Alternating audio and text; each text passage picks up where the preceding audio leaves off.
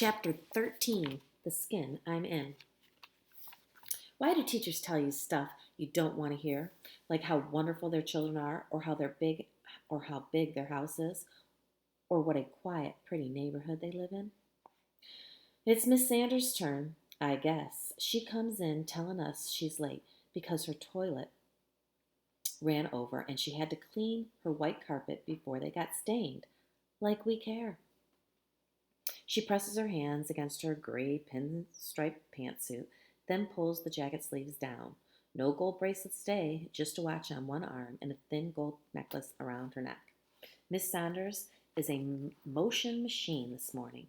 She sets down her briefcase, throws her black bag into the closet up front, slaps her hands together like giant paddles, and tells everyone to get quiet. She then fans herself with her hand. My landlord had to come over. She's opening and closing drawers, looking for who knows what. I am never late. You guys know that.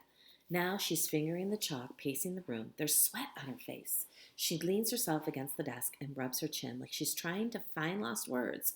Well, let's get started, she says, not even seeing what we all see that's up on the blackboard. Who can tell me what Shakespeare meant when she begins, finally getting a good look at our faces. Everybody is quiet.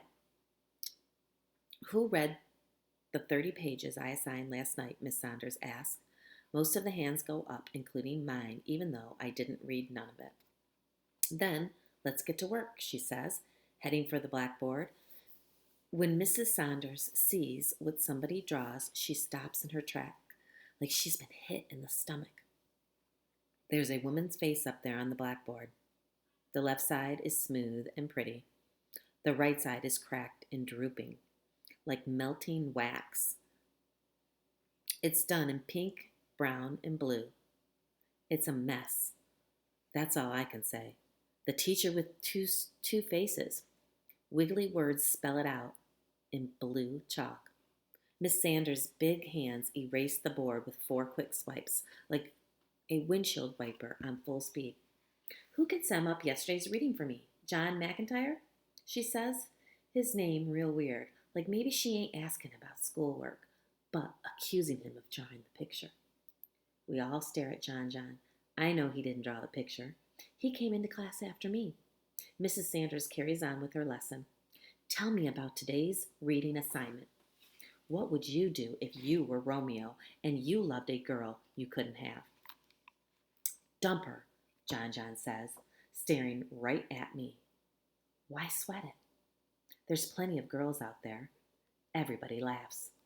John, you would not, Carrie Mills says. If you ever got a girl to like you, and we all know that ain't never gonna happen, you'd sell your skin to keep her. Miss Saunders slaps her hands together to get off the chalk and asks Carrie to hold her thought. Next thing you know, Mrs. Saunders is sitting on the corner of Carrie's desk, crossing her legs. Let John tell his story his way.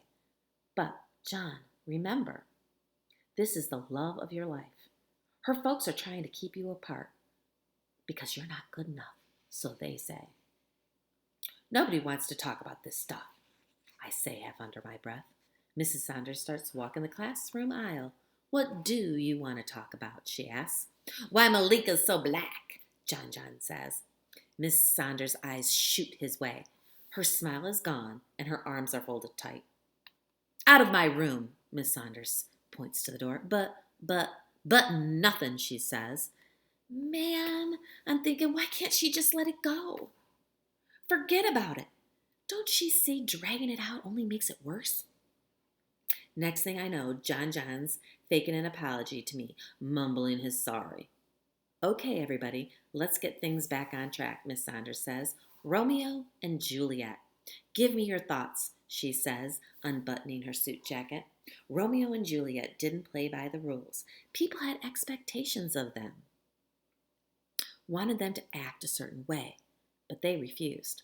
Yeah, and they died anyway, Worm shouts from the back of the room. So what's your point? You tell me. Anybody in here believe strongly enough to die for someone or somebody? My homies, Eric yells. I give up blood for one of my bros. My mama, shots Desta. Nobody, says Jeremy. Ain't doing no dying for nobody but me. It's cold, but true. Don't love nobody as much as my own fine black self, he says, kissing his arms all the way down to his hands. Now everybody is cracking up, including Mrs. Saunders. Yeah, Jeremy loves himself. Some Jeremy, Rhina says. Jeremy starts rubbing his cheeks. You gotta love yourself, baby. If you don't, who will? Romeo loved Juliet.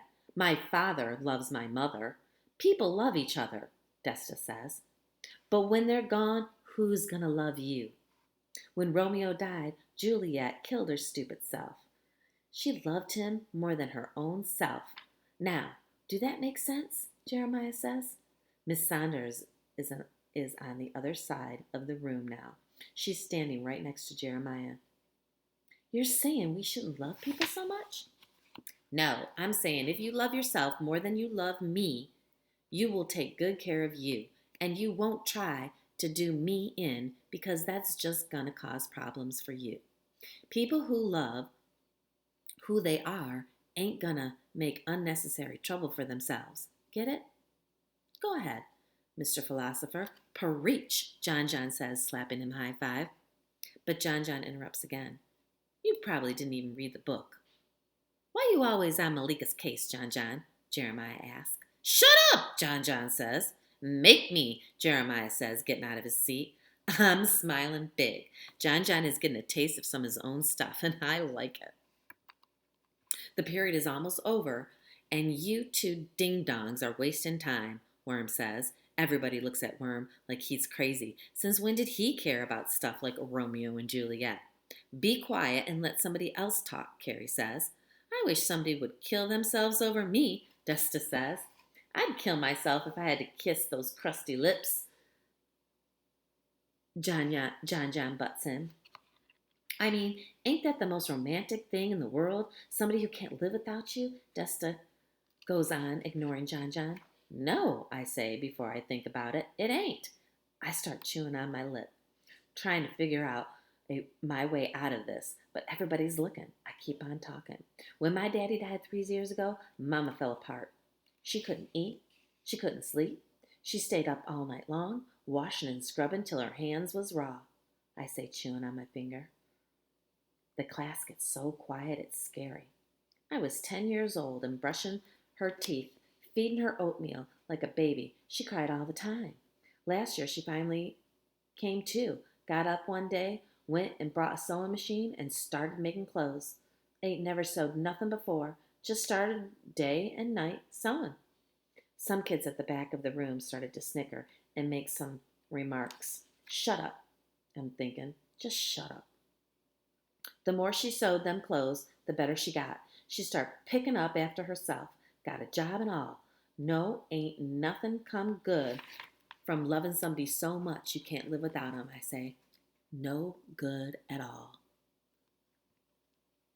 Marla asked me why nobody in our family came to help me and Mama when my daddy died. I say that we don't have no relatives, but that ain't the truth. Mama's got a sister in New York. Daddy has brothers all over the place, but they weren't close. And getting in touch with them would have meant taking me away or putting Mama in some institution place. I wasn't having that, so we lived off Daddy's Social Security and savings. The classroom gets quiet again. Then the bell rings, busting up the silence like a fist through glass.